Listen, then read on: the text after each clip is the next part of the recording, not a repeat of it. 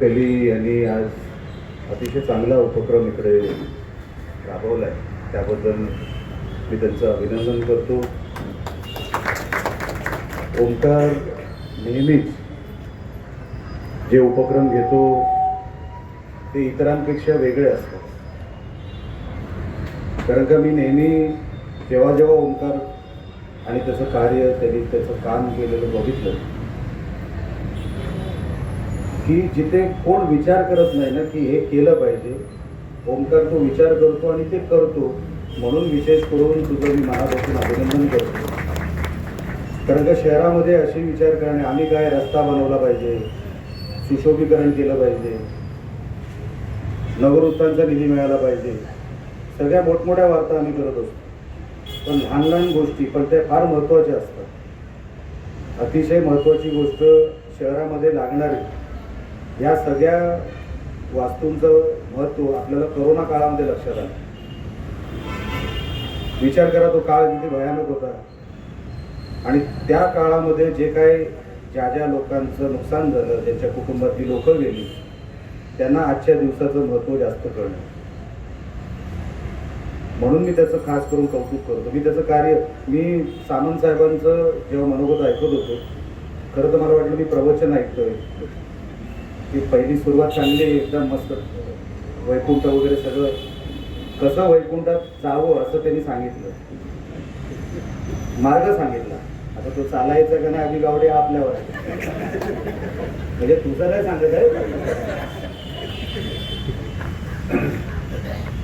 पण त्याच्यामध्ये त्यांनी एक सांगितलं की सामंतसाहेब, बिट्टू तेली किंवा आमचा ओंकार तेली माझ्या मार्गदर्शनाखाली नाही, सन्मान्य नारायण राणे साहेबांचा माणूस आहे तो, साहेबांचा माणूस आहे तो. म्हणजे माझी तेव्हा कुडाळमध्ये एंट्री सुद्धा झाली नव्हती आणि साहेबांनी फार कौतुकाने, फार प्रेमाने जे काही साहेबांचा वावर असायचा त्याच्यापैकी बिट्टू तेली म्हणजे आमचा ओंकार तेली हा साहेबांचा माणूस म्हणून. आणि म्हणून मी पण सावध भूमिका घेतो त्याच्याशी जेव्हा काय की आपला ओरिजिनल साहेबांचा माणूस, माझा तर भावासारखा आहेच, पण ओरिजिनल तो राणे साहेबांचा माणूस आहे. आणि ही सगळी जे काही उपक्रम ओंकार तू उभे करतोस, एक मनाचा मोठेपणा मी त्याच्या म्हणजे मागच्या निवडणुकीमध्ये पण बघितला की सहज म्हणजे मला नाही लढवायची असा सांगणारा माणूस पण आमचा ओंकार. नाहीतर असं सहजासहजी काय कोण सोडेल राजकारणामध्ये असं चित्र नाही. तो दिवस आणि आजचा दिवस आहे, 5 वर्ष झाली बरोबर आहे. आता डिसेंबरमध्ये निवडणूक आहे. सामंत साहेब, या 5 वर्षामध्ये ज्यांनी निवडणुका लढवल्या, मांदेकर मॅडम, त्यांनी त्रास दिलाच मला.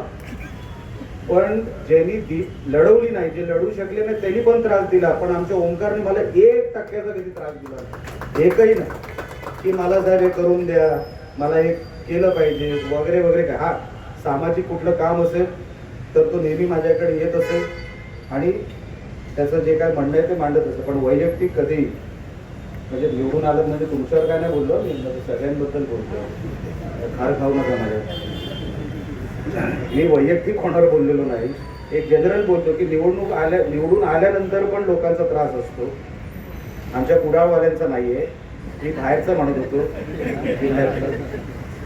पण ओंकारने बिचारने मला कधीच कुठला त्रास दिला नाही. कधी साहेब बरं आहे लांबून कधी हात दाखवायचं असा साफ मनाचा माणूस म्हणजे आमचा ओंकार. अतिशय चांगलं मन. आणि हे सगळं करायला ना मन निर्मल लागतं. आम्ही जसं कसं राहिलं, आम्ही रस्ते केले, आम्ही फुटपाथ केले, बस स्टॉप केले, पण हे सगळं करायला मनाचं कुठेतरी ते म्हणतात ना नरम मन लागतं, ते आमच्या ओंकारकडे आहे. मी मनापासून ओंकार तुला शुभेच्छा देतो तुझ्या पुढच्या वाटचालीसाठी. फार म्हणतात ना, जो मनाने विचार करतो ते हे सगळे उपक्रम तू उभं करतोस. तुझ्या मागे राणे साहेबांची तर ताकद आहेच. आम्ही सगळे भाऊ म्हणून तुझ्या बरोबर आहोत. तू असेच उपक्रम राबवत जा. जिथे जिथे आमची गरज पडेल तिथे 100% मला काय वेगळं सांगायची काही गरज नाही. आम्ही सगळे तुझ्या बरोबर आहोतच. परत एकदा हा कार्यक्रम आपण सगळ्यांनी यशस्वी करून दाखवला त्याबद्दल आपल्या सगळ्यांचे देखील मी आभार व्यक्त करतो. परत एकदा ओंकारचे आणि आई तुमचे पण आभार व्यक्त करून आम्हाला इथे बोलवल्याबद्दल, स्वागत केल्याबद्दल सगळ्यांचे आयोजकांचे आभार मानतो आणि इथेच थांबतो. जय हिंद, जय महाराष्ट्र. असे आमचे दररोजचे नवनवीन व्हिडिओ पाहण्यासाठी आमचा लोकसंवाद लाईव्ह यूट्यूब चॅनल लाईक आणि सबस्क्राईब करा.